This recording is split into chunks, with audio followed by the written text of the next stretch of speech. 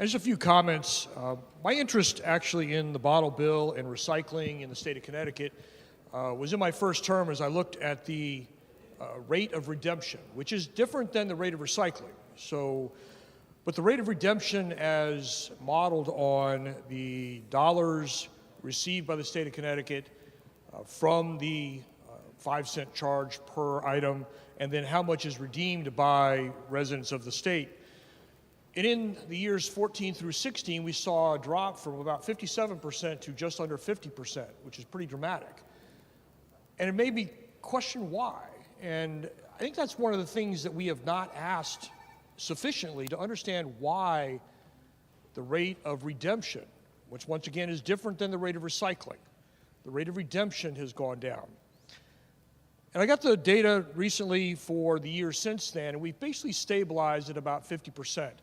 The current recent fiscal year of FY20 was down around just under 45%, but given the trends, there's probably some correlation to the recent pandemic and the people going out to actually make the redemption. But when I look at that, and I try and determine why that might be, and I have a hypothesis to that, but we tend to throw theories around, and really theory requires some measure of scientific data and evidence and research and conclusions based on it. But my hypothesis is really twofold. One is the growth in single stream recycling, which some have already talked about during this debate in our towns. But I think the second one is more significant, and that is how we redeem these returnable bottles and cans. If you walk into a Stop and Shop, a Big Y, or any other facility around the state of Connecticut, that is not some place that you want to go into. It is not the cleanest of locations. And when I look at that, that is a disincentive to people coming to redeem the recyclable material. And I think that is what we ought to be looking at.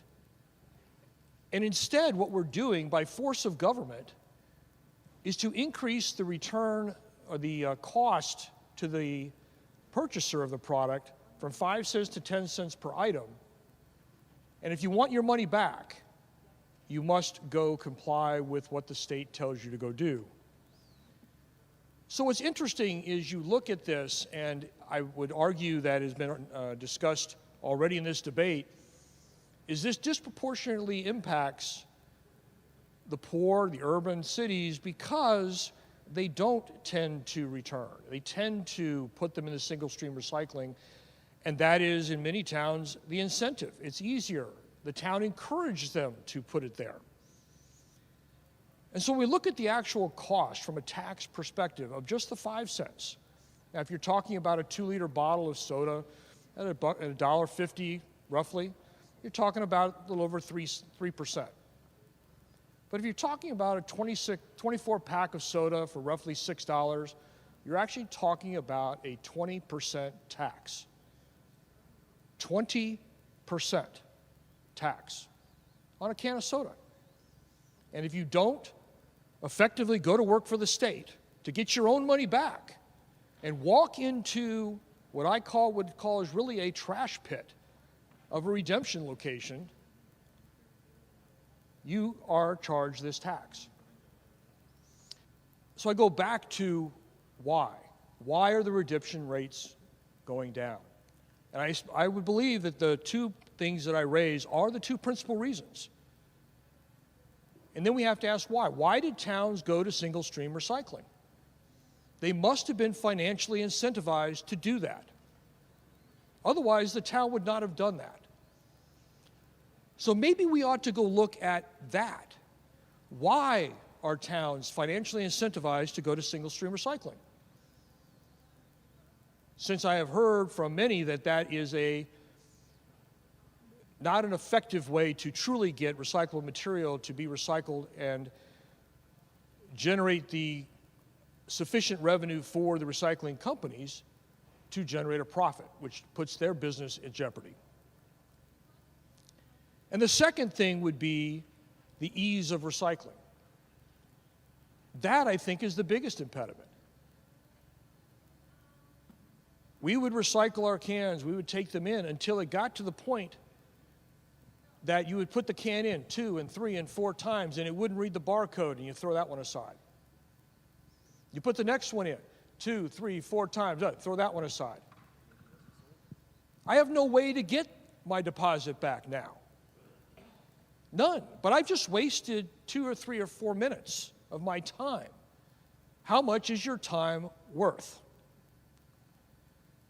If we fix those 2 issues, I think we would resolve some of the problems that we have with recycling. I would also argue that the recycling industry needs to look at efficiencies to how do you separate out the single stream recycling? How do you make your product more valuable? That's not an easy solution. I'm not saying it is. But instead, the recycling industry is coming to government to create a solution for them. I don't work in the industry. There may be no cost-effective way to do that, but that would be a question that I would ask first. Why can you not figure out a solution to separate out the material and make it more valuable than it currently is?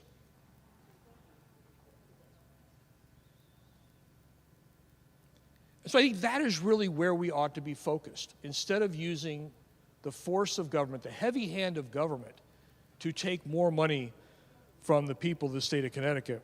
And for those that don't know, since I believe it was 2009, all the revenue that was not redeemed has gone into the general fund. And in fiscal year 20, that number was $44 million. $44 million that the citizens of the state of Connecticut paid but did not redeem. That is a tax.